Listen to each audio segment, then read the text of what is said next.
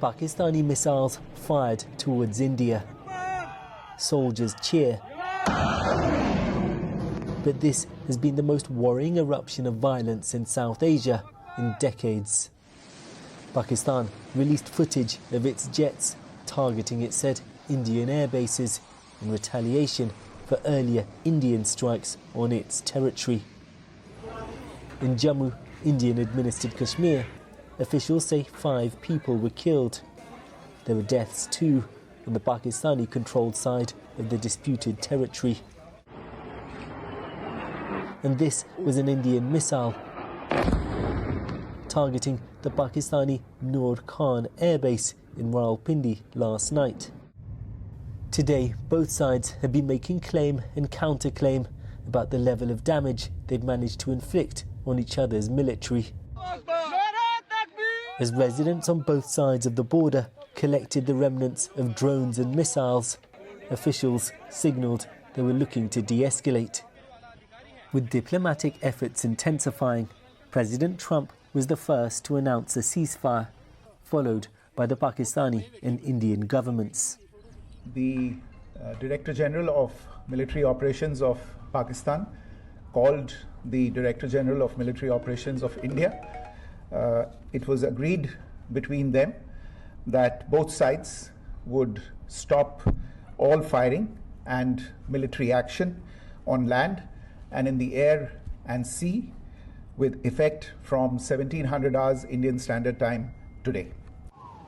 The crisis followed a familiar pattern, beginning with an attack by militants in Indian-administered Kashmir.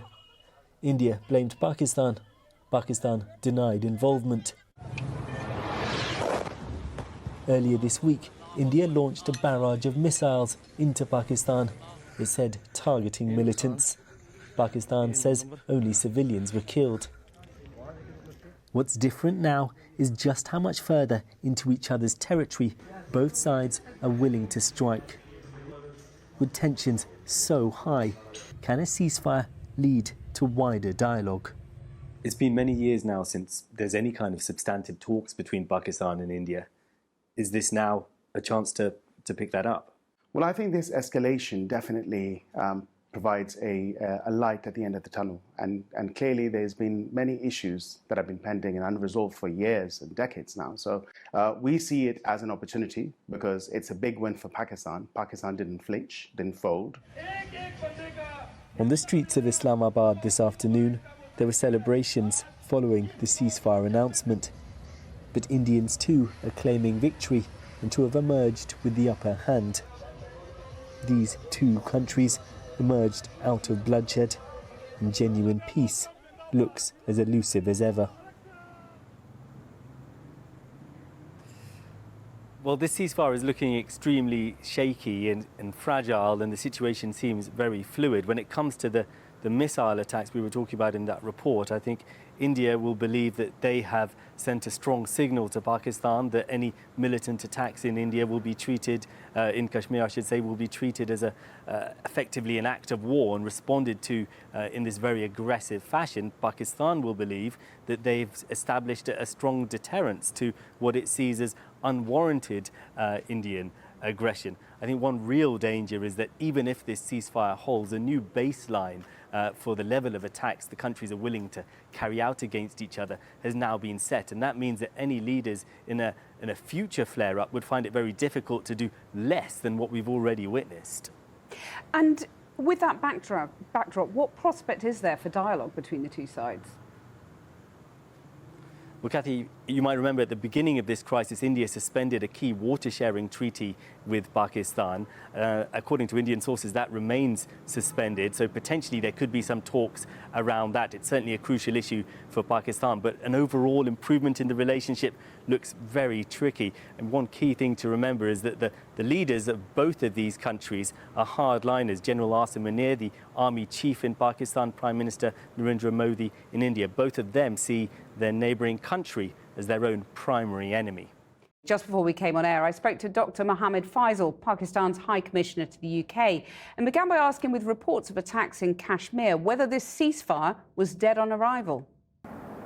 I'm not sure. I haven't verified the information. There is some news coming in. I saw it on the social media just before coming into this interview. But detail, I would definitely want us to wait before we have some authentic information on both sides, because the ceasefire is quite precious and it has been arrived at after a lot of effort. So we should not jump to any conclusion, my suggestion would be. Would you condemn any militant attack in Kashmir? It is a presumptuous question. If it happens, we can take it to there. If it is a pure terrorist attack, we have always condemned it. Pakistan condemns terrorism in all its forms and manifestations and has done so for the last 30 years. Presumably you'd call on both sides to keep this ceasefire and for proper peace talks to take place.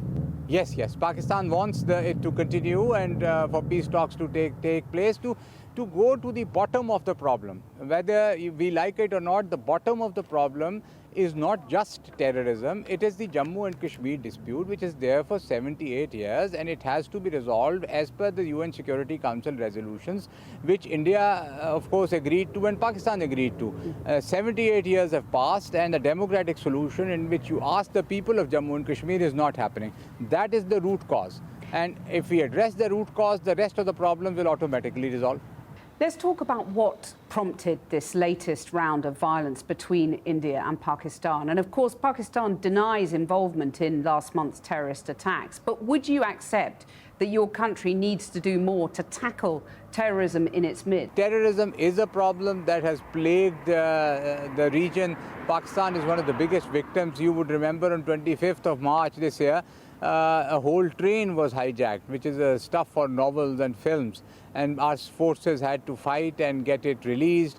And I can quote hundreds of incidents, including the Samjhauta Express train, which was attacked, and there are serious allegations on India that they were involved in the train attack. So, of course, problems are there, but we have to, see it in a larger perspective. For Pahalgam, an international inquiry can look into it and ascertain the facts, and we can move forward. Otherwise, it's counter allegations, counter allegations. How do we move forward? Well, let me give you another example, and that's Masood Azhar, who's founder of Jaish-e-Mohammed.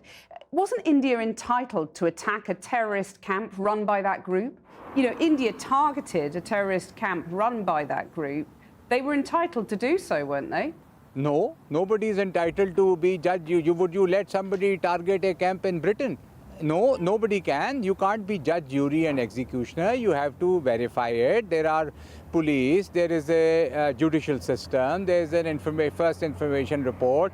Do you want countries to start doing that? In Europe also, that if they feel that there is something and they're going to attack. And by the way, the Indians targeted 3 mosques. That is heavily disputed. And we deny that.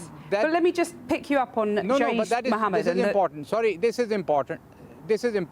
They deny it. Fine. Then let's have the international inquiry. Why are they shirking from the inquiry? If they are so sure that Pakistan is doing it, let an independent inquiry happen and let them verify.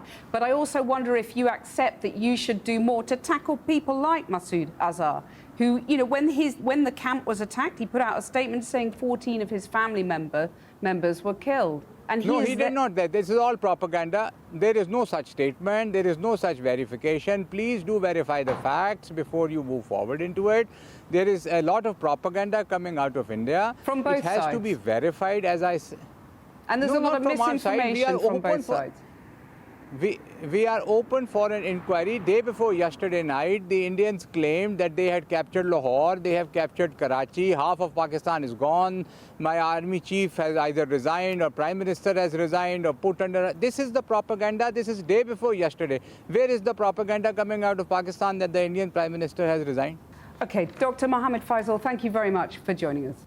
Thank you.